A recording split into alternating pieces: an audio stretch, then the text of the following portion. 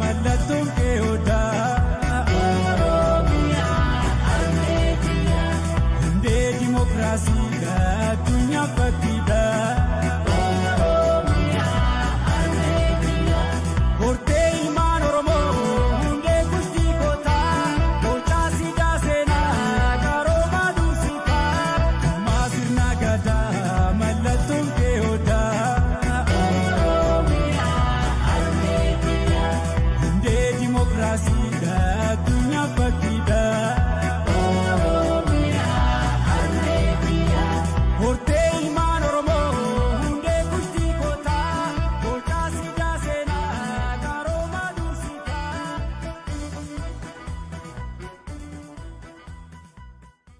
Nagayaa badhaadhaa akkam jirtu nagayaa isiniin jedha kun ka daawwataa jirtan televizyiina Gadaati.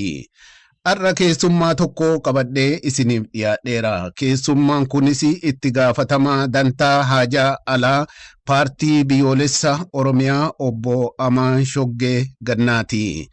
Kanaafu haga xumuraatti nu faana bu'aatii hordofaa. Gaafiin keenya kan irratti xiyyeeffatullee haala yeroo ammaa kana biyyattii keessatti adeemaa jiruu fi akkasumaanis paartiilee Oromoo fi uummata Oromoo jidduu rakkoo jirus xiinxallamee kan irratti mari'atamu waan ta'eef faana bu'aatii hordofaa. Mootummaa fi paartiin biyyoolessa Oromiyaa hoo haala akkamiin keessa jiran? Haala yeroo ammaa kana hoo paartiin biyyoolessa Oromiyaa maal akeeke? Maal jedha laata? Rakkooleen dhaabbilee Oromoo tokko godhuu dhoorge hoo maali laata? Kanaaf hundaafuu nabaana bu'aatii hordofaa. Marii keenya kaarraa kana muuziqama kanaan isin ceesisaa nafaana bu'aatii hordofaa. Anis qophii kana qopheessee gama keessan dabarsu an qopheessaan qophii televizyiina Gadaa Gishuu Roobaati.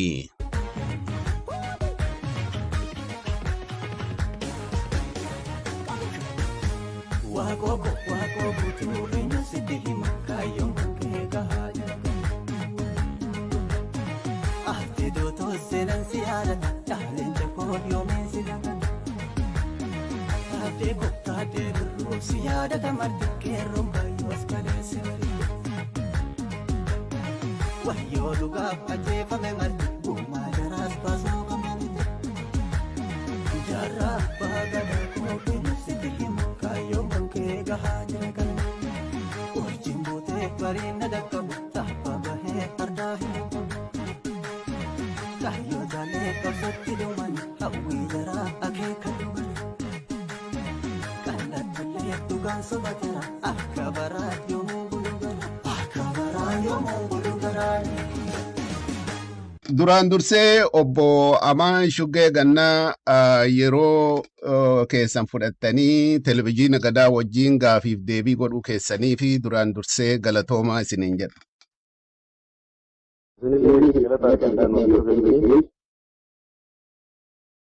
Mee duraan dursee kan si gaafadhu mee ati paartii biyyoolessa Oromiyaa keessatti gaheen kee maali? Ogummaan kee illee maali? Achumaan nu ibsitee seensaaf akka nuuf tolu. Ajee ogummaan dheeraati. Barsiisaa dheeraati fi abukaatoo dheeraati kanatti federaala barnootni yuunivarsiitii barsiisaa. Parti Oromiyaa keessatti gaheen biyya hoogganaa dantaa alaa paartichaati. Hojii koree hojii hawwaasummaa jaarmanii Galatooma. Mee duraan dursee seera irratti isin gaafadhaa. Heerri biyya sanii urga bahee turee jira. Heerri kun guutumoo irrinna qaba yoo isin akka nama seera barsiisuu taatanii heerri amma biyyi ittiin bulaa jirtu kun guutuudha moo irrinna qaba? Irrinni inni qabu hoo maali? Yoo guutuu ta'e hoo akka maaliif rakkooleen akkanaa kun dhalatan jettanii yaaddu?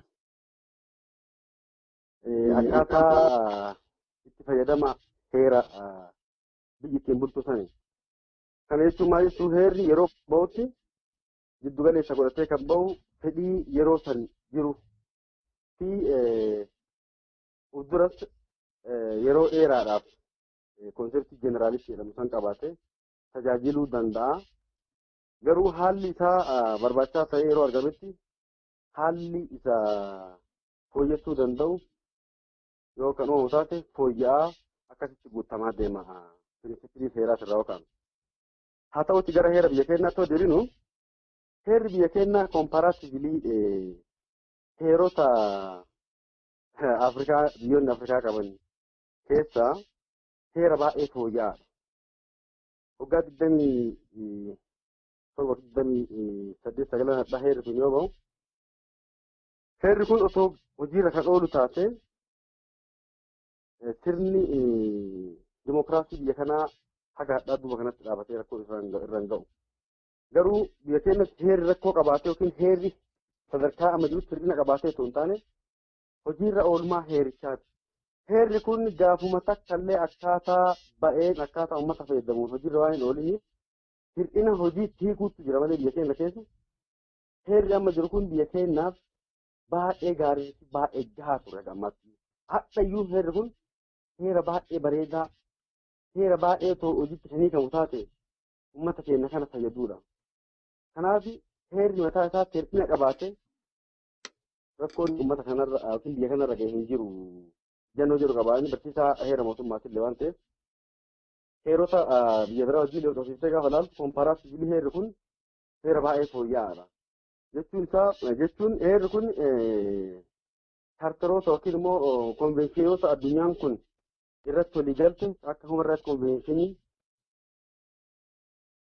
pirinsipiliiwwan jiran kan mirgoota dhala namaa, mirgoota dimokiraasii, mirgoota siyaasaa, konseptii federaalizimii addunyaan ittiin bultu guutuu kan of keessatti qabatee fi heera wayyuu heerota biyyoota biraa caalaa fooyya'aa ta'e. Federaalizimii biyya keenyatti mirga ofiin of bulchuu maximum limit mirga ofiin of bulchuu kabajamuu yoo dide hanga irraa ba'anii kophaa ofii jiraachuu danda'utti heera mootummaa eeyyamuudha. Heerri kun heera hir'ina qabu miti sadarkaa biyya keenya kanatti haala haga ammaa keessa ture. Kanaaf rakkoo heeraa yookiin heerri hir'ina qabaachuu osoo hin taane hir'ina kan qabu warra heera kana biyya kana bulchaa turee fi har'as biyya kana bulchaa jirutu rakkoo qaba malee heerri rakkoo qabu ejjannoo jedhuun qabaa. Heericharra yoo ilaale hayyuuleen heeraa kamiyyuu ragaa bahuu danda'u kana. Tole galatoomi amma dhiyeenna kana akka ibsa baaftanitti furmaata jettanii kakeettanii akka keessaa calaqqisutti isin filannoon kuni akka uummanni aangoo kennuu ka jedhu keessaa calanqisa yeroo uummanni filatee namni uummanni filateen haa buluu ka jedhu calanqisa. Kun ammoo mootummaa ce'umsaa qoodannee goonee aangoo addaan qoodannaa odoo filannoon hin ta'iniyyuu aangoo addaan qoodannaa ka jedhutu jira.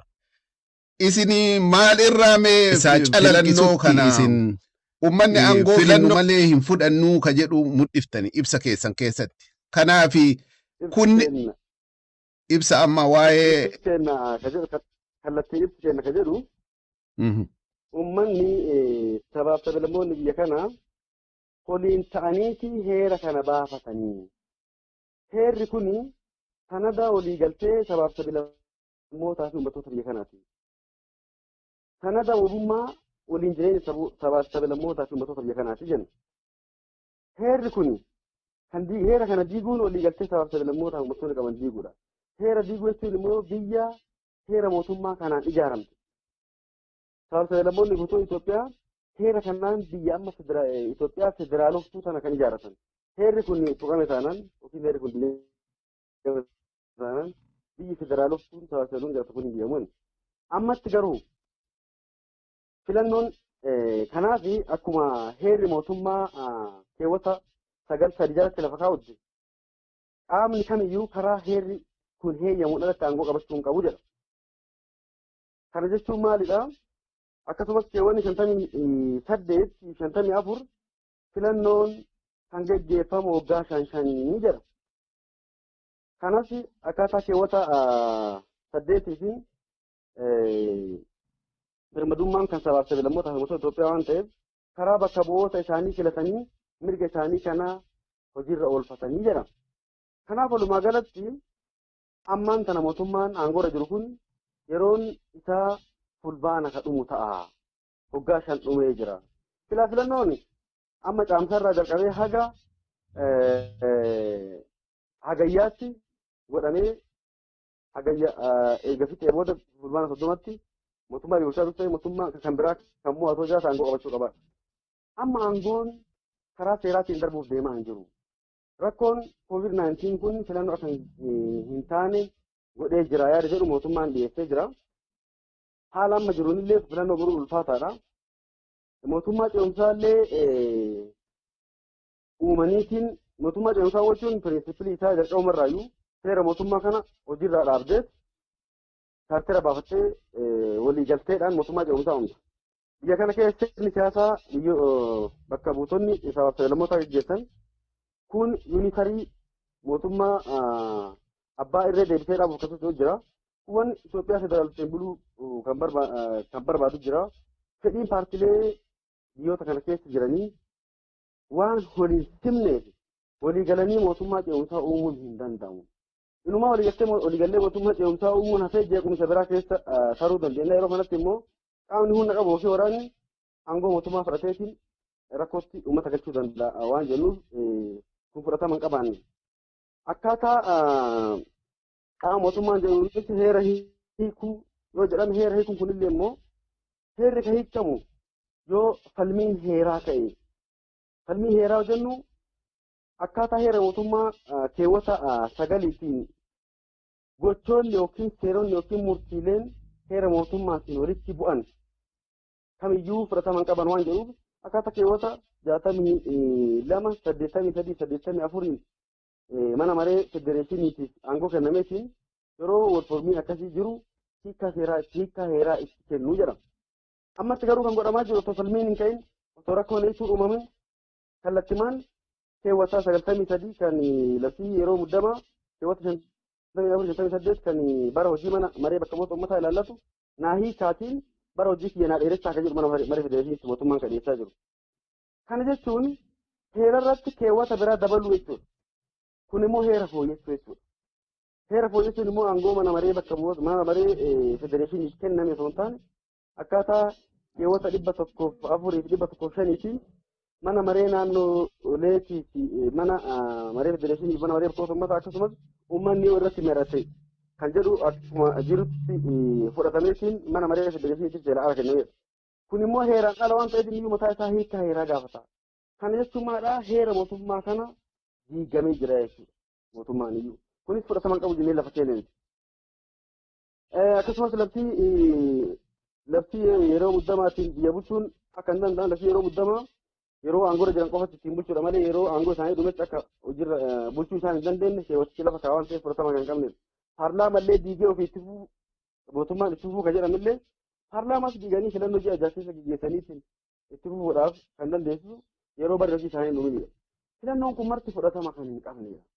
Silaa otoo ta'e akkaataa heeraatiin keewwata heeraa fooyyessuudhaan keewwata heeraa jechuun keewwata 58 barri hojii mana maree bakka bu'oota uummataa fulbaana 30 dhumaa akka jettu san keewwatatti sali qofa dhiphisanii hiikuudhaan yeroo balaan hammaataan biyyatti dhufu kana haga ta'eef ji'a 6 ta'uu waggaa tokkoof dheeressanii filannoo godhuu hin danda'ama kan jedhu yoo ta'e malee bu'uura heeraa qabu isa qofa. Inni iyyuu ammatti rakkoo qabaata jennee amanna. Maaliif heera mootummaatiin wal qabatee fedhiilee garaagaraatu jira. Warra guutummaatti heerri mootummaa kunuu kennaa miti nu fayyadu jira ooluun qabu jedhu jira. Warra heerri mootummaa kun heera kennaa mirga kenna kan calaqqisiisu mirga ofii bulchu kan mirkaneesse waan ta'eef hojiirra turuu qaba jedhu jira. Fedhii faallaa lamaan kana mootummaanis gara itti deemaa jiru gara warra heerri mootummaa kun fayyadu hojiirra ooluun qabu jedhu waan ta'eef kun immoo fedhiilee biraa keessaan galchee rakkoo uumuu danda'a. Darbeellee yeroo kanatti uummata mariisuun dirqama ta'a waan ta'eef uummata mariisisuun haala danda'amu irra jirtu jechuudha. Kanaaf inni hojiirra ooluu waan ulfaatuuf nuti kan jennu ammatti furmaata heeraa qabaachuu dhabuu danda'a. Rakkoodhama uumame kuni garuu heeraan furmaata fiduu dadhabames furmaata bu'uura heeraa qabu. Heera kana kan hin diigne heera kan hin cabsine ta'uu qaba furmaanni kennamuu qabu jennee yaadna. Kunis maalidha? Mootummaan kun akkuma jirutti caasaa isaa gubbarraa haga jalaatti dalagaa isaa itti hafuuf. Garuu mootummaa mana maree paartiilee siyaasaatiin gorfamaa hojii isaa hojjetaa uumamu. Yemtikir mangistoo jedhamu konsaltaatiif gavarniment kan jedhamu uumamee mootummaan kallattiidhaan caasaa isaa kan gubbaa haga jalaatti qabatee itti fufee akkasumas eerri mootummaa kan naannoos kan federaalaas otoo hojiirraa hin bu'in manneen maree bakka mootummataas manneen maree federeeshiniis manneen maree ministeerotaas hojii isaanii itti fufanu. Garuu istiraateejiiwwanii fi poolisiiwwan gurdoo biyyattii ilaallatu karaa mana maree paartiilee siyaasaatiin mana maree paartiilee siyaasaa keessatti illee paartiin biyya bulchuu miseensa waan ta'eef mariin gaggeeffamee irratti yoo walii galame hojiirra oolaa kan deemu ta'uu qaba. Kanaafuu mootummaan mana maree paartiileetiin utubamee gorfamaa hojii hojjetu haga filannootti haa uumamu. Mootummaan ce'umsaas biyya diigaa biyya jeeqa jennee jirra. Filannoowwan dhiyaatan kan biraas biyyaaf faayidaan qaban waan ta'eef jechuun kan biraa immoo hundi dhiyaate maali paartiilee tokko tokkoon manni maree bakka bu'oota uummataa diigamee hojii raawwachiisuu qofta hojii isaa dalagaa itti hafuuf kan jiru qabatanii deeman. Kunillee hin ta'u ekspiriyaansiin biyyoota biraa gaafa laallu qorannoo gaggeessine nuti yeroo itti laftiilee garaagaraa barbaadamutu jira. Fakkeenya yeroo weerarri uummata biyya kana mudachuu danda'u fi rakkoolee gurguddoon akka amma COVID-19 kun deemee jidduu kan akka biyya mudatu ta'e rakkooleen laftii qofaanii kan uumamuu danda'u jidduu kanatti. Kanaaf manni maree bakka bu'ootaas diigamuu otoo hin taane laftiileen ba'an mana maree paartiiwwanii hojii irratti waliin mari'atamee walii galamee gara mana maree bakka bu'oota ummataatti deemee akka mirkanaa'u. Manni maree federeeshinii mootummaan mana maree paartiileetiin gorfamu kunii fi manni maree paartiilee walii galanii wanna qajeelchanii qofa bu'uura heerri aangoo kenneefiin kan hojjechiisu ta'u. Istiraateejiiwwanii fi poolisiiwwan biyyattii irratti hiikaa guddaa qaban akkasumas intarnaashinaal rileeshinii gochaalee ilaallatanii fi wantoonni biyyattii irratti impaaktii guddaa fiduu danda'an karaa mana maree paartiilee kanaan mari'atamee irratti walii galame mootummaan kun hojiitti hiikaa akkasumas dogongorotaa fi rakkinoota mootummaan paartiilee utubamee hojjetu kun uumu gara mana maree kanatti dhufee gamaggamamaa hojiitti akka hiikamuu fi hojii isaa akka itti fufu kan jedhu furmaata dhiyeessine. Kun fudhatama qabata kanas fudhatama akka qabaatu wanni akka hojiirra ooluuf qabxiilee kallattiin hojiitti hiikuu isa dandeessu guutuu lafa kennee jira nuti. Amma yaadni isin dhiyeessitan akka biyyi hin jeeqamne akka seerri illee hin banne rakkoon biraa akka karri hin banamne jechuudhaan akka furmaataatti dhiyeessitan. Paartiileen gariin ammoo yaada kanan qabanii yaada ammuma kana aangoo addaan qoodannaa mootummaa diinnee jedhuun furmaata ta'uun hin ta'uu jettan. Kanniin akkamitti wal simatee yaada keessan kanaa fi yaada paartiilee mormitootaa fi yaada mootummaa federaalaa amma jiru mootummaa amma bulchaa jiru wal fudhata waliin deema isinitti fakkaata? Paartiileen amma nuti kallattiidhaan nuti paartii isaanii ijaaramnee qabsoonuuf biyya kana keessatti rakkoon uummata keenya akka furamuuf. Kallattiidhaan paartiin keenya paartii biyyoolessa Oromiyaa guutuu sabaa uummattoota Itoophiyaatiif kan qabsaa'u ta'us kallattiidhaan aantummaan keenya uummata keenyaaf. Uummanni keenya kun akkuma yaadamu seenaa mootolee Habashaa darban irraa duuba deebiinee seenaa yoo yaadannu mootolee Habashaa hundumaa kan fincilee kufise uummata Oromooti. Yeroo mootoleen Habashaa kufan hunda deebi'an mallee kan aangoo qabatu mootolee Habashaa. Sababni isaas maali?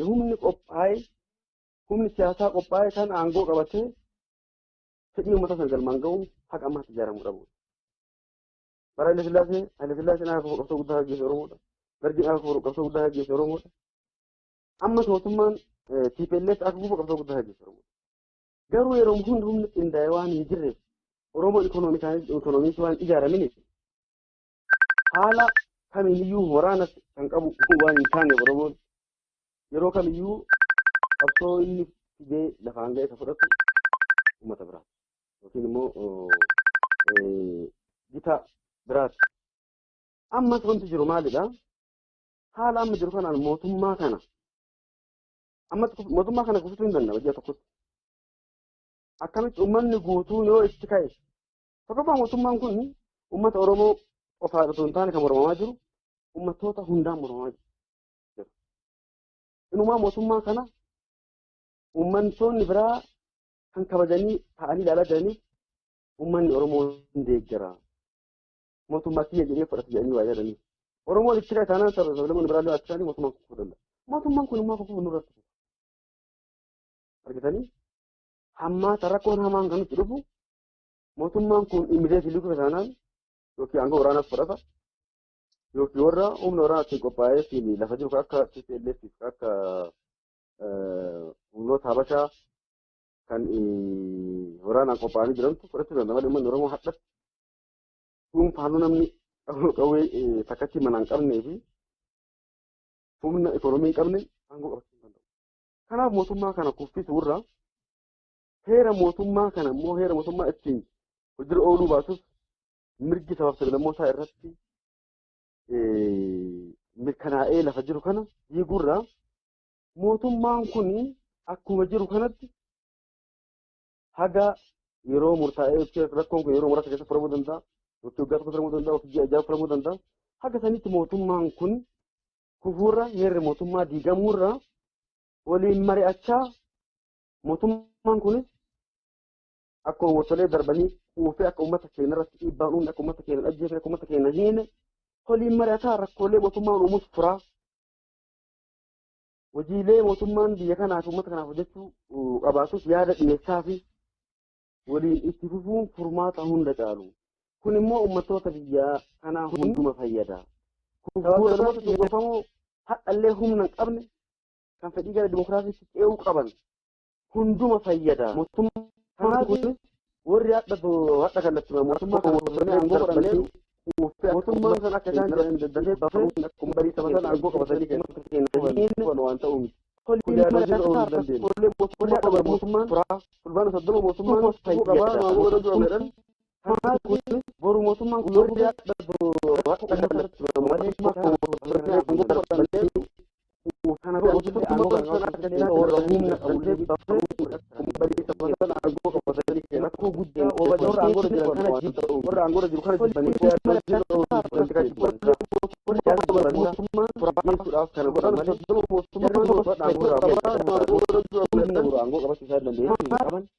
waliigaltee paartiilee biroo wajjin illee aangoo adda wadachiisaa dandeessaa akka hin qabne. Kanaaf nuti waan hin taane gochuurra uummata keenyas kareefuu ibidda keessaa bahee boqotaa jiru ibidda deebisuurra lubbuun takka otoo hin badin namni keenya inumaa qaama dongora paartiilee tokko tokkootiin qabamee hidhamaa jiru mana hidhaatti dacha'aa jiru otoo hin hidhamin warrummaan mootummaa ololaan jistuu fi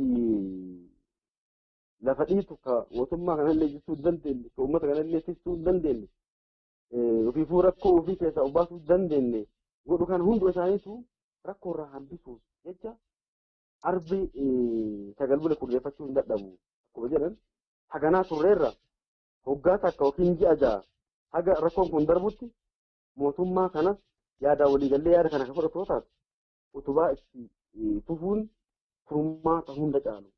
Kanaafuu paartiileen biyya keessa jirtan hundi fi paartii mootummaa hundee yeroo dubbisanii jiraatan dhumarratti paartiilee biyya kanaa fi paartiin biyya bulchaa jirus hunduu isaaniitti waamicha goone garaan dhufneetiin haa mari'annu marii jalqabnee waan kana hojjetti haa jennu jedhu. Kanaaf yaadni keenya yaada hundarra fooyya'aa jennee amanna malee wal simsiisuu fi wanti nama rakkisu jira innee yaadnu nuti akka wal simullee hin barbaannu wanti gargara wal simuu hin danda'u. Garuu filannoo isaaniis filannoo fooyya'aa waan hin ta'iniif filannoo isaaniis yaadaan kuffifne heeraan kuffifna yaadaan kuffifna yaada fooyya'aadhaa uummata Oromootii fi uummattoota biyya kanaatiif hundaaf falataa waan jennuuf yaada isaanii kan nu ceesuu hin dandeenye san dhiisanii gara yaada seenaa kanatti akka dhufan affeerraa goonee jiran. Tole galatoomii baay'ee ibsitee achirratti mee amma gara fuula lammataatti ceenaa. Kallattiidhaan mootummaa yaada kana keessummeessuudhaaf yaada isin furmaata jettanii biyyallee balaarraa rakkoorraa namallee lubbuu namaallee baraaruuf gootan kana gara mootummaati amma ka itti gaafatama qabu paartiileen biraa amma itti gaafatamni isaanii baay'ee diqqa. Mootummaan lubbuu nama kanaa ka qawwee harkaa qabullee ka mana murtii harkaa qabullee heeratti biyyaa harkaa qabullee ammaa fi isa kana akkamitti ilaale jetta akka mootummaatti mee kallattii mootummaatiin balaa kanarraa oolchuuf akkami fudhatan waan deebii waan rispondi qabu qaba. Waamicha gooneeti eegaa jirra. Akka yaadnutti illee mootummaan kun yaada kan fudhata illee yaadamu. Sababni illee maalidha? Mootummaan kun uummata kana hin beeka. Uummanni keenya uummanni Oromoo keessattuu cunqursaa waggaa dheeraa irra ture kana waraana TPLF hoogganaa turte kan yaadigi kana harka qullaa bahee akkamitti ofirraa jechee hin beeku. Inumaa mootummaan sun kallattiidhaan kan isa mormaa ture uummata Oromoo qofa jechuun hin danda'amu. Uummattoonni kuwwan boodarra dhaga mootummaan jiguu keessatti dabalame malee. Har'a garuu mootummaa kan uummanni Oromoo ka'ee kan mormoo ta'e. Uummattoonni biraa duraa sababa eeggatu waan ta'eef kallattii mormitti gala. Mootummaan kun tarii amma haala amma jiru kanaan itti ufa jedheeti yaaduu danda'a. Waan kana yeroon yoo haandil godhee otoo jeequmsi hin ka'in kallattii amma nu jennu kanaan mari'atamee humnoota siyaasaa biyya keessa jiru wajjin waliigalee haala kanaa itti fufne yoo ta'e fincilli ka'ee jennaan humna ofii fayyadamuu danda'a mootummaallee uummanni illee gadi yaa'uu danda'a. Kun fixuu ummataati. Inni illee mootummaallee uummata fixu humni isaallee miidhamu boodarra immoo dhumaatiin batanaan dura ture deebisu aangoo isaaniillee milkaa'u uummanni illee hin dhuma rakkoo biraatti seenaa jechuudha.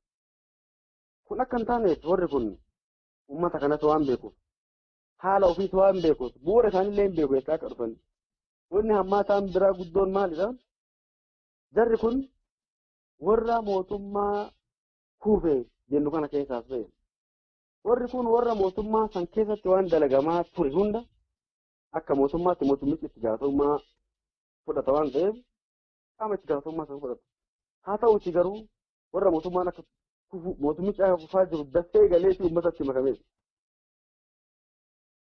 Uummanni humna qophaa'ee waan hin qabneef humni isaanirra jabaa waan hin turiniif isaanis yaada uummataa fudhatan jedhee waan amaleef filannoon dhugaanii akka ce'umsarra nu ce'isan jedhee gadi kenne ta'uun hunda kennatu deema. Kunis yeroo baay'ee jedhamee irraan keessa deemuu baay'ee barbaachisaa miti. Ta'ullee garuu yeroo iskeejuulii isaa qabametti filannoon haala garaagaraatiin otoo hin ta'in hafeera. Ammas taanaan abdii uummanni qabu san otoo hin dukkaneessin haala amma jiru kana uummanni illee hin hubatu waan ta'eef paartileen hin hubatu waan ta'eef kana keessa akkaataa amantii dhiyeessine kanaan paartilee yeroo ammatti yeroo mootummaa uummataan illee filatamuu baasan uummata bakka bu'aan qaba waan ta'eef fedhii uummataa san calaqqisiisaa rakkoo uummatarra gahaa jiru mootummaan isallee akka irraa gabaabatu akka irraa dhaabbatu godhaa. Mootummichi illee hojii hojjetu hundaaf fedhii yookiin immoo heeyyama mana marii paartilee fudhataa waliin marataa walii galtee biyyoolessaa irra ga'uudhaan haga yeroo filannoo itti goonu walii gallee haga filannoo san goonutti karaa kanaan yoo deemame malee akkuma amma isaa irra jiran kanatti seera kana fooyyessanii humnaan maqaa hiikaa seeraatiin fooyyessanii mootummaa abbaa irra isaanii itti honoo jedhan yaaluu hin danda'ama. Garuu hin milkaa'u waan ta'eef garas deemuu isaan hin baasu jennee waan yaannu yaada dhiyeessine kana hin fudhatu jennee yaanna. Sababni biraa maalidha mootummaan kun aangoodha kaa fedhiin guddoon isaa. Aangoo kan kennu jedhaan hin jirru tan. Aangoo haga filannoon godhamutti teessoo nuun qoodaa jechaan hin jiru. Teessoo keessan muummicha irraa kaasee haga gandaatti itti fufaa. Garuu hojiin uummataa hojjettan waliin mari'ataatiin wajjin waliin mari'annee hojiitti hiikaa deemtu. Akkuma barbaaddan seera barbaaddan baasaa mana mareetiin mirkaneessuu hin dandeessan.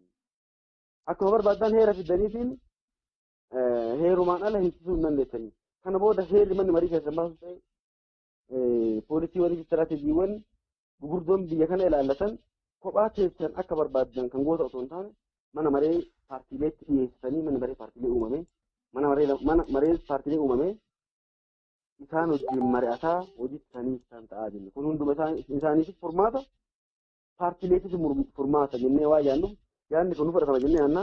Yaada kana fudhachuu yoo didanillee immoo karaa isaan baasu nu baasadhan deemuu danda'u. Garuu bu'aan isaa akka amma nu jennu kana malee akka isaan yaadan san ta'a jennee hin amannu. Tole galatoomi mee gara mootummaatiin akka annam tokkotti yoo laalu yaadni suni fudhatama natti fakkaata. Garuu warra akka malee aangoo kanaa fi odooma aangooyyuu filannoo nuun ta'in adda qoodamna jedhee warra akkasiittu jira. Warri kun hoo uummata jidduutti jeequmsa kaasuu danda'anii jeequmsi sun hoo lubbuu namaa gamii galaafachuu danda'a. Namni keenya dammaqinsi siyaasaa kama argaa jirru yoo warroonni akkasii yookaan abdiin qabnufaa jedhanii yakka akkasii uummata kakaasanii uummanni waan akkasiitti hin seena. Amma yeroo ammaa kana isintu biyya keessa jira haala jirutti. Uummanni keenya ammas sa'aatii kanatti waan akkasii keessee nu barbaada. Kana jechuun maal jechuudha? Mootummaan waan ta'ee godhe akka barbaadetti aangoo isaa tuufee cadhisachuu otoo hin taane uummanni keenya akkuma beekamu qabsoo waggaa 29 mootummaan kun bulchaa ture keessa uummanni keenya miidhamaa ture. Keessattuu waggaa 45 darban keessatti uummanni keenya uummata baay'ee irraa ilagaa ture. Ammatti uummanni keenya ka barbaadu paartii kamirraayyuu karaa nagaatiin furmaanni akka dhufudha. Karaa nagaatiin gatta'amee mari'atamee uummata kanaaf furmaata akka dhufu akka hojjetamudha barbaadu malee hadhatti fincila kaasanii rakkoo keessa seensisuu kana uummanni keenya illee fudhata. Garuu akka saayikooloojii uummata keessa jiraannu hubannutti haala nagaatiin yaalamee karaa hundaanuu mootummaan kun itti deemamee kan dadhabu yoo ta'e furmaanni dhumaa kan uummataa ta'a uummanni yoo san tarkaanfii isaa fudhachuu danda'a. Hadhatti garuu namoonni paartii siyaasaa taaneef maaliin? Paartii siyaasaa taanee uummanni akka hordofu kan ta'eef maaliin? Uummaticha karaa fooyya'aa ta'een furmaata akka argatu gochuudhaaf. Fincila bara uummanni beeka. Ummati keenya bar fincilee mootummaa gara galchee paartiin siyaasaa isa hoogganee fincil jedheeni otoo hin taane paartiin siyaasaa karaa nagaatiin isa hoogganuu yaalus mootummaan fudhatamaan hin kenninii fi dirreen dimokiraasii guutumatti mootummaa waan balleesseef ummanni mirga isaa akka fudhatan humnaan deebisuuf gara tarkaanfiitti gale. Of duras ummanni mirga isaa kabachiisuuf gara tarkaanfiitti ofiinuu hin galoo furmaanni dhufe. Malee paartii hadha isa fincila kaasiseeti waraana itti galchuu uummanni ka barbaadu. Tole. Uummanni keenya ammas otoo yaalii siyaasaa godhameetiin karaa nagaatti yaaliin hin godhamin fincilaaf qaamni isa kaasu kamiyyuu uummata keenya bira fudhatama hin argatu. Fincilaaf kaasullee hin milkaa'u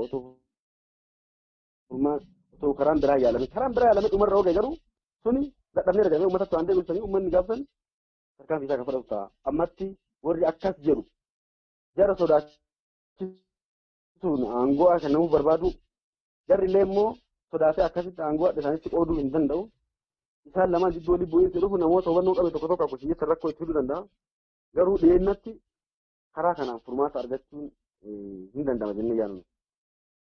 Tole galatoomi mee amma kana keessaa baanee gara paartii biyyoolessa Oromiyaatti deebina.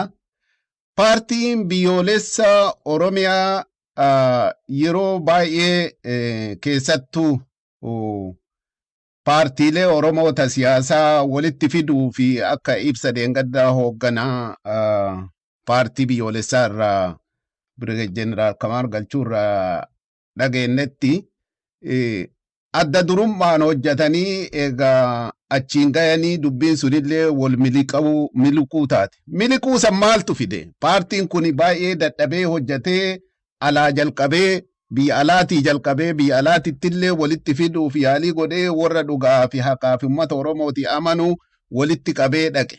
Ammallee warra yookaan waan kana olaantummaadhaan goona jedhaniitiin yeroo baay'ee waliin kufanii waliin dadhabanii uummatallee adda diigan ammallee walitti fidee qophii saniin ga'ee bakka saniin ga'ee erga jedhe maaltu sababa ta'e achi diigamuun sun?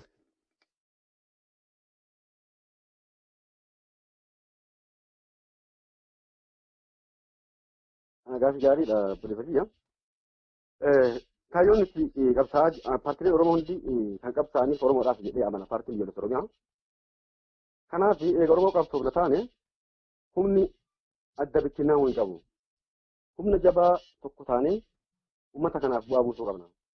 Uummanni keenyas humni jabaan akka uumuu barbaada kan jedhu irraa kaanee akkuma yeroo darbe pirezidaantii paartii biyyoolessa Oromiyaa OMN irratti ibsan jalqaba rakkoolee gaafa hoogganoonni adda bilisummaa keessa turan uumame akka furamuu goone kallattiidhaan koreen itti dhaabatee waamicha kennaan jechuudha. Paartii biyyoolessa Oromiyaa proposaalaa qopheessee adda bilisummaa Oromootii dhiyeessee isaanis jila nama sadi qabu itti dhaabanii nus jila nama sadi qabu kan keessa jiru dhaabbatee Adaamatti ji'a sadii oliif mari'achaa turre kallattiidhaan olmosti gara xumuraarra geenne. Gara xumuraarra geennee walii galuudhaaf jechuudha. Waliigalleen keenya akkamitti kallattiidhaan amma gamtaa uumannee filannoo dura uummata keenya akkamitti hoogganna, yeroo filannootti uummata keenya akkamitti hoogganna, filannoo booda akkamitti hoogganna kan jedhu proposal dhiyeessine. Filannoo dura yoo jennu uummata keenya kasaasuun uummata keenya barsiisuudhaan akkamitti deemna. Filannoo yoo ta'e akkamitti dorgomna. Dorgomnee immoo filannoo bilisaa yoo ta'e teessoo argannee akkamitti mootummaa humnee biyya kana gaggeessina. Filannoo sun filannoo bilisaa waan ta'in yookiin immoo filannoo yoo hin gaggeeffamin qabsoo itti akkamitti gaggeessina kan jedhu proposal dhiyeessine kanarra mari'achaa turre. Erga gara goolabuutti geennee paartii kafaa'oos affeerre. Booda eega xumurree booda dhufuurra amma yaada kana fudhatanii jennee bakka irra geessine. Ji'a sadi guutuu mari'annee bakka irra geenne proposal biraatiif marii geggeessanii illee keenyeetti guutumatti fudhatan. Kan booda marii lama ofitti daballee kafaa wajjin erga goone booda kafaa'oon yaada keenya haga dhumaatti parsantii 80 jenneerra xumuruudhaaf fudhatanii eega yeroo lama mari'annee booda almost gara fixuutti yoo dhiyaannu aktiivist Jawaar yeroo san miseensa kafaa'oon taane gidduu isaaf mootummaa gidduu walitti bu'iinsa uumamee san booda ka'ee biyya alaa deemuuf gaafa inni ka'u sadarkaa kanarra geenyeerra yaada qabdaa jennee isatti illee proposala kana dhiyeessine innis yaada gaariidhaa itti fufaa jedhee inumayyuu yaada keenya san fudhatee biyya alaa deemee paartiilee Oromoo kana booda tokko ta'anii itti fufu maal jedheetti haasaa akka ture hundi keessanii nu bartan. Paartiilee Oromoo tokko ta'anii dorgomuu tokko ta'anii jiru kana booda Saaroon jiran illee dorgoma paartiilee keessa ol ba'e jedhee wanni inni haasa'aa ture yaada nutti dhiyeessinee yaada keenya san sadarkaa irra ga'uu keenya waan argeef isaan ba'ee uummata keenya kaala jiru san hamilee akkasii saniin gargaarsa irraa fudhachaa akka ture hundi keessanuu ragaadha. Kan booda garuu wanta ta'e waan addaati. Jawaariif kafaa'oon eegatti dabalamanii booda marii keenya kan jalqaba irraa kaanee dhumaarraan geenne san faallaa godhanii nu garagalchan. Faallaa godhanii jechuun maal jechuudha jalqaba nuti kan jenne as keessatti jenne marii kana keessatti paartiileen Oromoo marii kana keessa namatti isaanii walqixa ta'uu amanuu qabna. Walqixxummaadhaan hirmaanna. Qabsoo biyyeessuun guutuun walqixxummaadhaan dirqama fudhannullee walqixxummaadhaan mirga argannullee walqixxummaadhaan yoo filannoof dorgomnillee walqixa dorgomna. Kanaaf majooritii wanni jedhamu hin jiru. Murtiin murtaa'ullee murtii sagalee murtaa'u hin taane waliigalteedhaan mari'annee waliigalteerra geenye koonsensasii murtii murtaa'u jennee bu'uura kana marii nu mari'achaa turre. Jarri sadii Jawaari, Abaa'oo fi Kafaa'oon yeroo garaagaraatti wal quunnamanii waliin marachuudhaan yaada nu jala. Kanaaf majooritiin hin jiru kan san hin jira majooritiin. Paartiin Abaa'oo jaarsaa yeroo dheeraa turee jira. Wareegama guddaa kafalee jira. Kafaa'oollee biyya kana keessatti waggaa dheeraa qabsoofnee jirra. Nuurri kafaa'oo inumayyuu abaa'oodhaayyuu jaarmama addan baana malee keessi keenya abaa'oo miirri keenya abaa'oodha. Isin immoo paartii haaraa. Kanaaf abaa'oon sagalee guddaa qabaachuu qaba parsantii 40. Kafaa'oon 35 qabaachuu qaba. Abaa'oon 25 qabaachuu qaba. Yeroo dheeraa turuu keessan yookiin umurii dheeraa turuu jaarsa ta'uu keessan qofa moo justifiikeeshinii biraan qabnu. Kanaaf nuti tokkoffaa paartileen Oromoon kiyya jedhu hundi isaa walqixa. Haga gaafa filatameetiin sagaleen ebalutu caala ebalutu hoggana jedhamee mirkanaa'utti yaadni akkasii fidee kun hin hojjetu.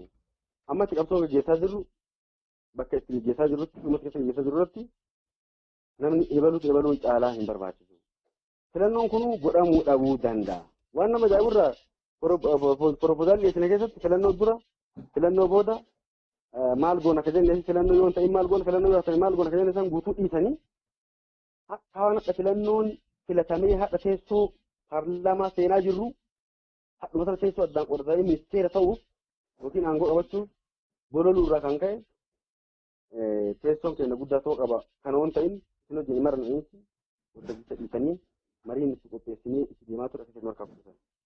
Kanallee immoo uummanni keenya hordofaa waan tureef yeroon ibsa kennaaf ture uummanni beekeera. Qaboo yaa'ii jalqabarraa haga dhumaatti isaan wajjin mari'annee walii mallatteessanii guutuun hin jira. Kanaaf rakkoon dhufuu danda'an jenne sun immoo deebi'ee dhufama. Filannoo isaan kallattimaan karaa asfaaltii nu ta'e keessa fiillee yaa'anii mootummaa isaaniidha sun hin hafe. Filannoon kun hin hafannee itti himaa turre. Amma filannoon kun hafee karaa jeequmsaatiin aangoo qabachuuf yaalii isaan godhan.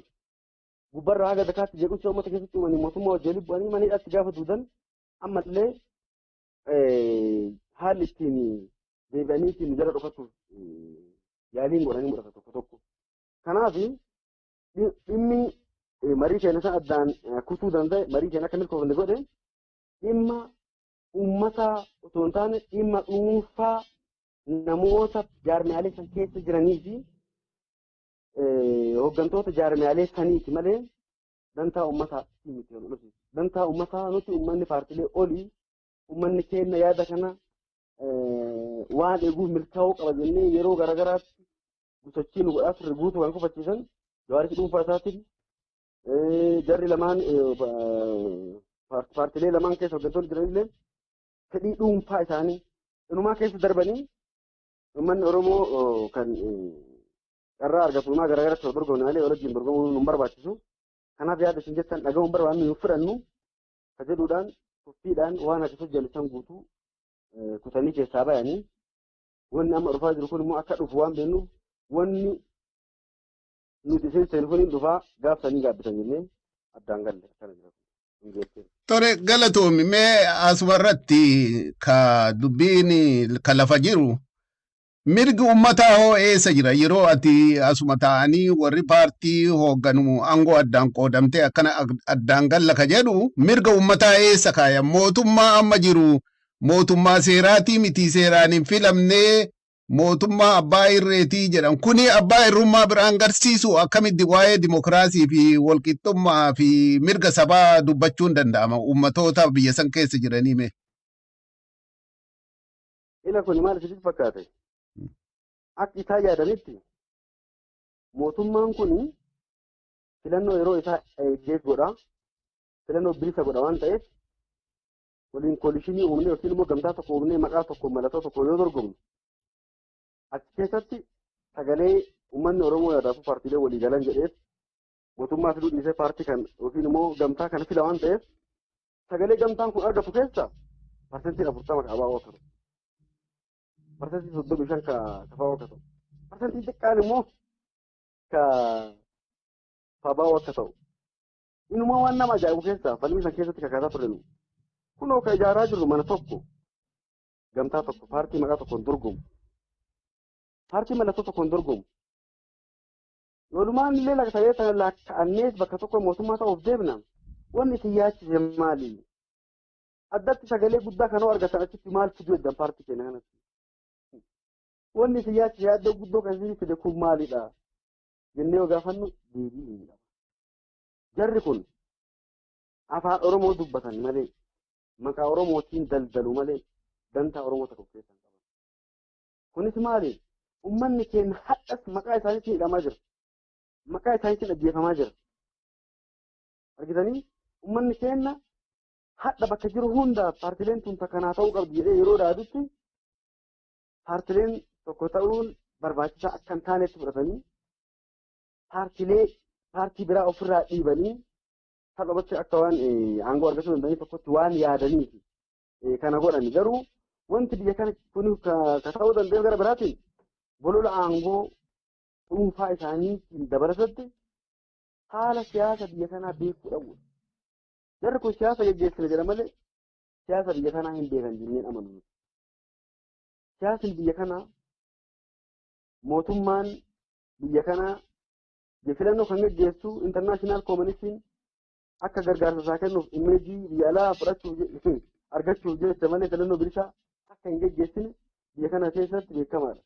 Isaan garuu hadhuma sana mootummaan kun dirqamee filannoolee bilisa godhee aangoo isaanii kennee waan biraa deemutti fakkaateet mootummaa kana qofa osoo hin taane nu malee of cinaatti nu mormu jirre kun. Mootummaa aangoo jiru hin mormu, paartii dhugaan kallattiin uummataaf qabsaa'u hin mormu, nullee biraa ta'eef numa ofiillee immoo keessatti wal mormu jirre. Kuni maalidha? Sekendimaafis dhaabbatanii dantaa uummataa warra yaaduu turre. Garuu ala gabbaanii yoo haasa'an akka malee weellisu waa'ee uummataa, waa'ee uummanni cunqurfamuu akka malee weellisu, waa'ee uummanni keenya angifamuu qabaachuu akka malee leellisu, uummanni keenya maal ta'e akka garuu kallattiidhaan yoo dhufan gara mariitti gara hojiitti hiikuutti dhufan jarri kun kallattiidhaan aangoo isaanii malee dantaa uummataa kanatti hin warra yaaduun rakkoo guddaa kanutti ta'isan. Galatoomii gaafii uummanni marti beekuu barbaadu keessaa isa tokko. Ammas itti aansee paartiin biyyoolessaa Oromiyaa yeroo ammaa kana dheengadda akka dhageenyutti miseensota paartii kanaallee maqaa shaneetiin akka hidhan hoogganaa dhaabichaa irraa dhagayaa turre. Yeroo ammaa kana haala akkamii keessa jira? Miseensonni paartii kanaa karaa nagayaatiin urga biyya san seenanii dhagaan darbanne miidhaa tokko hin dhaqqabsiifne karaa nagayaatiin hojjechuudhaa fi naamusaan ammallee disipiliidhaan hojjetaa jirtanii mul'ata waan addunyaa irratti argaa jirru. Paartiin kun miseensi isaa ka hidhamu kanniin amma gallakkisan moo sababaa hidhaniittu jira kana yoo laaltu?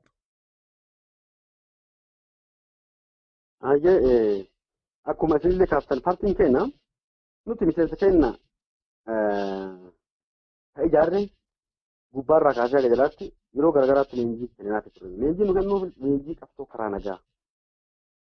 Qabsoo karaa nagaatiin alatti qabsoon gaggeessuuf tokkollee kan jirre ta'uu barsiisaa ture. Caasaa keenya paartiin keenyaaf paartiin biyya bulchaa jiru walitti bu'uun hafee miseensummaan keenyaa fi miseensummaan paartii biyya bulchituu akka walitti hin buune karoora qabnee barsiisaa ture. Kanaaf gufuu isaanirra gahu hunda isaa miseensonni keenya mariidhaan karaa nagaatiin akka furan malee walitti bu'eessuuf akka jiraannedha. Haa ta'uuti kanammoo mootummaan biyya bulchaa jirullee mataa paartii biyya bulchaa jirurra kaasee aga jalaatti kaayyoo paartii keenyaa yaada paartii keenyaa guututti beeku. Kunis maalidhaa? Sagantaa qabnaa. Istirateejii mataa keenyaa kan uummata kana ittiin bilisa baasuu qabnaa. Yaada qabna nuti. Yaada kanaan mootummaa wajjin wal falmina. Yaada kanaan mootummaa wajjin qabsoofna. Mootummaa yaadni ittiin deemaa jiru kun sirrii akka hin ta'in yoo ibsinu yaadni keenya kan ittiin sirrii ta'uu ibsatu. Bakka deemnu waltajjii hundatti yaadaan miseensi keenya akka falmu qabatu.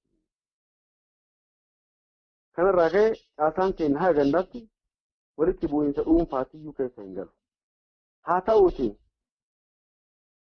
caasaan jalaa kan mootummaa bakka tokkotti darbee walitti bu'iinsa dhuunfaarraa kan ka'e yookiin immoo sodaa dhuunfaa shakkiirraa kan ka'e caasaa keenya bakka garagaraatti ni dhufu. Bakka garagaraatti immoo wanti godhamu maqama paartii amma shanii jedhan kanaatiin paartii shanii jedhamu kun akka yeroo garagaraatti mootummaa wajjin beekumsa keessa waan seenaniif hin hidhamu. Maqaa kanatti qabatanii hidhan yeroo tokkollee Booranatti akkasitti miseensa jalaa hidhanii amma ka dhiyoo kanaa amma pirezidaantiin ibsan seerutti hoggana keenya koree jidduu tokko hidhanii kanneen hundaa ka hidhan maqaa uummata kanaatiin maqaa abaa'oo shanii jedhamu kanaatiin. Kana dhala amma immoo yeroo dhadheetu illee immoo gaafa caasaan keenya hidhamu maaliif hidhanii maal balleessanii yakka yoo raawwatan dhuunfaan itti gaafatamuu qabu jechuudha yakka isaanii ni ibsa. Paartiin keenya immoo maqaa paartii keenyaa hidhamu taanaan paartiin keenya maal balleessu nutti hima.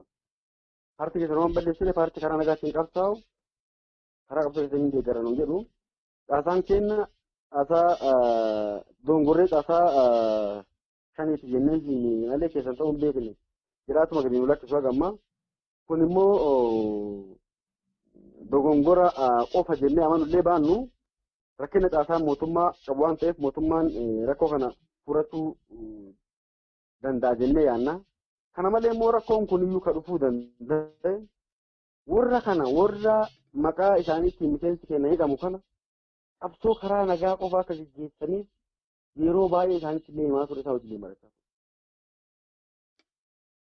Garuu sagantaa isaanii ta'uu danda'a haalli itti isaan qabsa'an kun rakkoo ta'eeti hadha uummanni keenya qotee bulaan namni homaan beekne maqaa isaaniitiin hidhatti guuramaa jira. Kana malee kallattiidhaan paartii keenyaa wajjin mootummaan rakkina takka illee hin qabu mataa isaanii irraa kaasee haga jalaatti paartiin keenya karaa sirrii ta'een yaadannaa qabsa'aa jirru kan irratti walii galanii fi kan irratti amanan waan ta'eef dogongoroota caasaa mootummaa gara jalaa raawwatu yeroo tokko tokko hidhamu gaafii dhiyeessuun gadi lakkifamaa ture amma immoo miseensi galtu tokkollee hidhaa keessa jiru hubannoo akkasii qabna jechuudha kan hojjetu. Tole galatoomi mee ammallee garuma paartii biyyoolessaatti si deebisaa. Paartiin kuni biyya Oromiyaa keessaa fi Oromiyaa alallee sabaaf sablammoonni baay'eetu jira. Sabaaf sablammoota naannoo Oromiyaa keessa jiran kana jireenyi isaanii maatiin isaanii achitti horanii jiraatanii hariiroon isin qabdan maali akka amma himamutti gara biraa akka waan isin argitee gosuma tokko waan akkasiisanii waanuma alatti baratame odeeffama garuu isin sabaaf sablammoota isin keessa jiran biyya san keessa jiran waliin Oromiyaa keessa jiran naannoo Oromiyaati ala jirani maali yaanni paartii biyyoolessaa uummata kana maaliif yoo hiree argattanii mootummaa kana ka injifattan taate hin bulchitanii akkami bulchuuf deemtan sabaaf sablammoota kana akkamitti ammattanii wajjin deemuu dandeettan waan kana maal poolisiin keessan kanarratti. Mee Oromoo irraa isin ka'a. Ololli amma yeroo baay'ee dhagamu kun akkuma duri jaarmaa moofaa keessa ture istiraateejii ittiin wal cabsaa wal dhiibaa turanidha. Jaarmaa tokko dhiibanii gara qe'ee tokkootti dhiibuu gara qe'ee tokkootti galchuu jechuudha. Garuu paartiin biyyoolessa Oromiyaa jalqabumarraa gaafa qabsaa'u paartii biyyoolessa Oromootiyyuu miti paartii biyyoolessa Oromiyaati. Oromiyaa keessa Oromoo qofa osoo hin taane sabaaf sablammoonni fi uummattoonni biyya Itoophiyaa jedhamu kana keessa jiran guutuun hin jiru. Sabaaf sablammoonni fi uummattoonni Itoophiyaa kun guutuun cunqurfamoodha. Saba maqaa isaatiin gitni biyya bulchu uumamee biyya nyaataa kan afaan isaa aadaan isaa achi keessa saba sablammoota irratti fe'ame kan maqaan isaa yeroo baay'ee ta'u alatti saba sablammoonni marti cunqurfamoodha. Kanaaf nuti yoo bilisoomnes saba sablammoota wajjin kan gabroomnes saba sablammoota wajjin waan ta'eef saba sablammoota wajjin bilisoomuu qabna jennee qabsoofne. Gara isaanii osoo hin dhufin Oromoon ofiiyyuu seerri biyya kanaa sirna biyyattii ittiin bulchite federaalizimiiti. Pirinsipiliin federaalizimii kun mirga ofiin of bulchuuti. Mirga ofiin of bulchuu kun limiteeshinii qabu ofiin daangaa qabu. Akka Itoophiyaatti naannoleen sagal amma Sidaama wajjin godhanii sagalan kan ofiin of bulchu. Naannoleen ofiin of bulchan federaalizimiidha waan ta'eef. Naannolee keessa maali kun maal ta'e daayiversitii garaagarummaan waan jiruuf naannoleen kun sabaaf sablammoota isaan keessa jiru qabatanii ofiin of bulchu. Akkasumas gadi yoo buute naannolee keessa garaagarummaa jira. Naannoo Oromiyaa keessa amma godinaalee Oromiyaa jira. Godinaaleen Oromiyaa ofiin of bulchuu danda'uu qabu. Jiraataan godina walaatiin dhalataan godina tokko dhaqee bulchuu hin qabaatu. Garaagarummaan Oromoo keessa iyyuu hin jira. Namni fakkeenyaaf tokko Wallaggaa kee Harargee yoo dhaqu amantiin isaa adda, loqonni isaa adda, haalli jireenya isaa adda. Inumaa namni Harargee tokko nama Wallaggaa dhufee Harargee bulchuu jiru waliigaluu akka dadhabuuttidha. Akkasumas Arsii yoo dhaqu, Kaanis yoo dhaqu. Kanaaf Oromiyaa akka Oromiyaatti godinaalee Oromiyaa marti Oromiyaa wajjin waliin bulfanna. Garuu godinaalee keenya tokkoon godinaalee ofiin of bulchuu hin danda'u. Godinaalee keessatti illee aanaan tokko dhalataa isa keessaa dhalate ijoollee ofiitiin buluu danda'u malee aanaa biraas irraa ergamee xalayaan bulchuu hin qabu. Haa gandaatti gabbaa federaalizimiin kun jennamu. Akkuma warri naftanyaa kun federaalizimiin buluun naannolee bulchuun kun Itoophiyaa diigadhan warri amma gamtaa paartilee keenyaa paartiin uummanni diige kuni maqaa Oromoonni diigamtiitiin Oromoo hunda cunqursanii warra tokko yookiin immoo maatii tokko jala bulchuudha kaayyoo isaanii. Argitanii gubbaarratti naftanyaa Itoophiyaa hin diigamteetti. Isaan asitti Oromiyaan hin diigamti yookiin Oromoon hin diigama. Arsoomni yookiin Wallaggoomni yookiin Harargoomni yookiin Jimmoomni badee Oromiyaan jiraattu hin jirtu.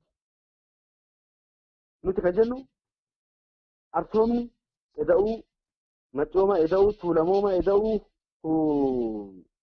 hubannaa eda'uu ittuu gosoonni Oromoo marti walitti eda'amanii Oromoo jabaa uumu jennee anamu. Oromoon jabaan Oromiyaa jabduu bulchuu qabaachuu qaba. Oromoon jabaatu kan danda'u naannoo isaatti Oromoo jabaa hoggansa jabaan bulu uumnee Oromiyaa jabduu Oromoo jabaa tokkoomeen bulu uumna. Oromoon tokko cunqursuu hin qabu. Oromoon tokko bulchuu hin qabu. Ufii bulchaa waliin Oromiyaa bulchataa bulchannaa akkuma warri hawaasa bilamoota wajjin Itoophiyaa bulchannu kana Oromiyaa illee waliin bulchannaa. Akkas yoo ta'e malee Oromoon hin cimu.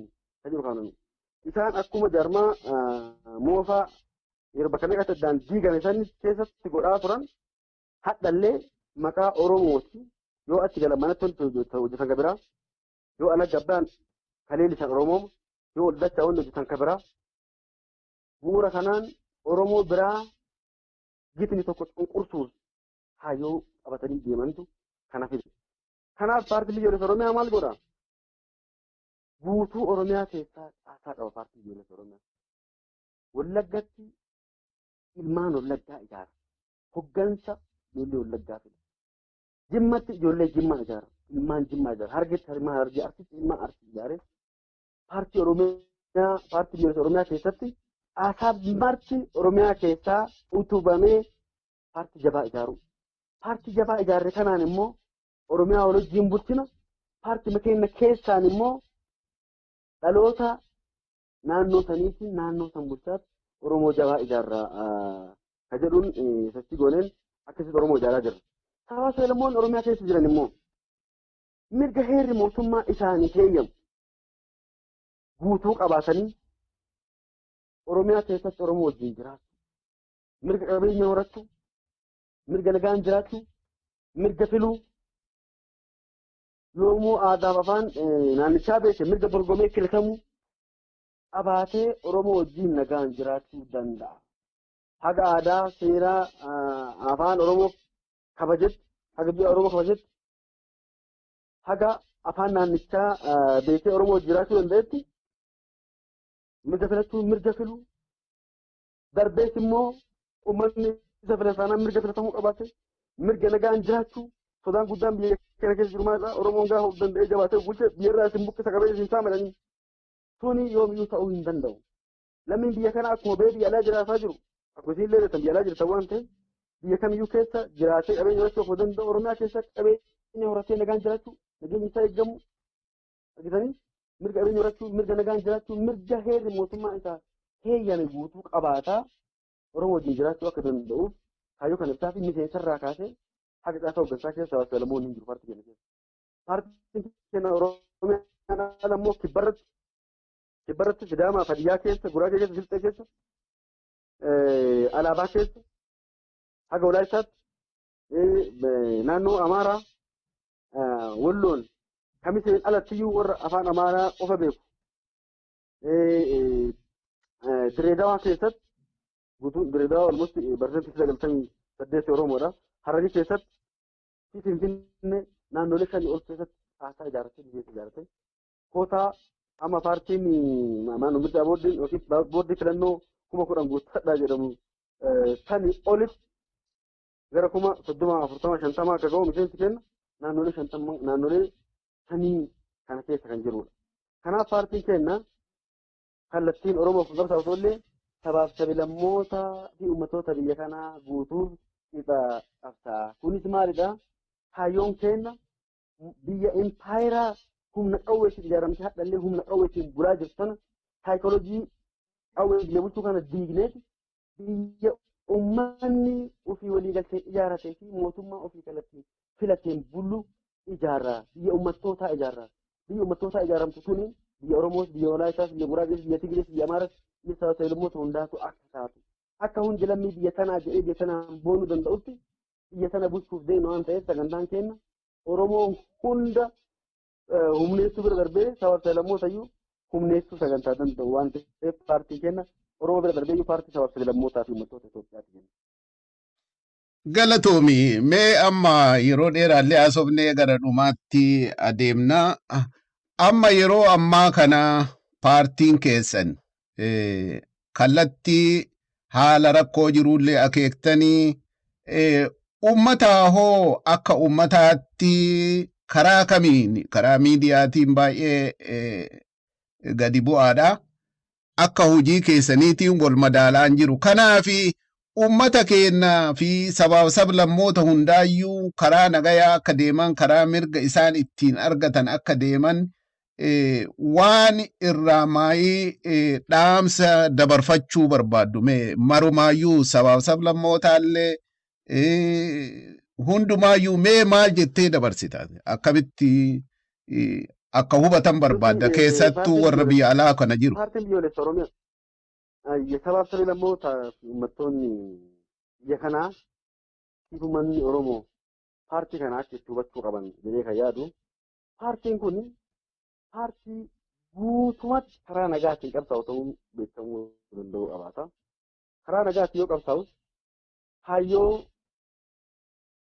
heerri mootummaa bu'uura godhatee kan qabsaa'udha. Kunis biyya sana keessatti cunqursaan haga har'aati ture har'as jiru guutumatti akka dhaabbatu qabsu. Kana wajjin cunqursaan sabaaf sablammootaa fi uummattoota Itoophiyaa kanarra godhamaa ture. Saboonni sablammoonni biyya isaanii irratti akka abbaa hin taane qabeenya isaa irratti akka abbaa qabeenyaa hin taane akka qabeenya horachuu hin dandeenye akka lammii lammaffaatti biyya sana keessatti laallamaa turuun uummattoota kanaa akka dhaabbatu. Sabaaf sablammoonni fi uummattoonni Itoophiyaa naannoo kamiyyuu jiraatan Oromiyaa dabalatee biyyi kun biyya isaanii ta'uu naannoon kamiyyuu naannoo isaa ta'uu amananii nageenyi isaanii kabajamee argitanii mirgi qabeenya horachuu isaanii kabajamee mirgi nagaan jiraachuu isaanii kabajamee mirgi dimokiraasii fi mirgi siyaasaa hundi kabajamee fi biyya keessa jiraatanii fi naannolee keessa jiraatan uumuudhaaf paartii qabsaa'udha. Kunis kan ta'uu danda'u mootummaan uummattoonni sagalee isaanii qofaan filatan yoo kan jiraatu qofa ta'e jedhee paartii amanudha. Kanaaf mootummaan kun rakkoo amma uumame kana keessaa karaa nuti dhiyeessine kanaanis ta'e karaa biraatiin yoo kan baanu ta'e filannoo bilisaaf dimokiraataa ta'e gochuudhaan sabaaf sablammoonni fi uummattoonni biyya kanaa sagalee isaaniitiin mootummaa isaanii akka filatan haala mijeessuun karaa dimokiraataa akka haala mijeessu gaafachaa uummattoonni immoo kaayyoo keenya kana hubatanii karaa kamiinuu nu faana hoo dhaabbatan fuuldurri uummattoota kanaa paartii biyyoolessa Oromiyaa wajjin ifa kan ta'uu dhaabna galatooma. Fayyaa ta'ii baay'ee galatoomii obbo Amaanii ibsa guddaa kana nuu kennu keetii fi televizyiina gadaa wajjin yeroo biraallee haalota adda addaa irratti gara fuula duraa akka bal'inaan isin haasofsiinu abdii qaba. Kanaaf galatoomii siin jedha fayyaa ta'e. Ka haga ammaatti daawwataa jirtan televizyiina gadaati. Qophiin keenna karraa kanuma gaafiif qeeqaa yaada yoo qabaattanis gaafii kanarratti illee nama hundaayyuu kan keessummeessu ta'uu isaa duraan isin beeksisa. Yaada ilaalcha yoo qabaattan yookaan yaada dhiyaate kanarratti mormii fi yookaan yaadallee yoo qabaattan kan dhiyeesse mariisisu ta'uu televizyiinni gadaa asumaan isin yaadachiisa. Qophii kiyyaa karraa kana muuziqa mattaanuun nagaatti isiniin jedha. Aan Gishuu Roobaatii turtii gaarii.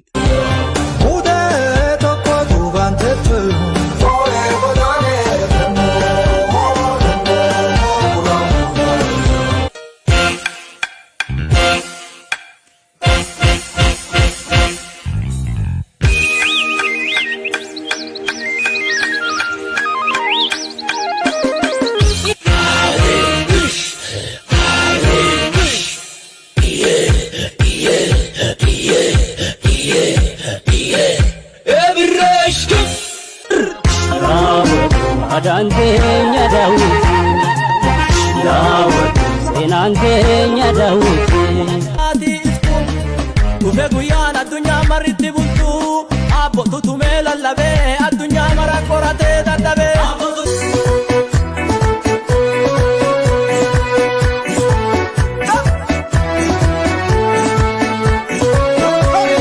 Jasunikiya, jasaroba, roguma engano, jasunikiya.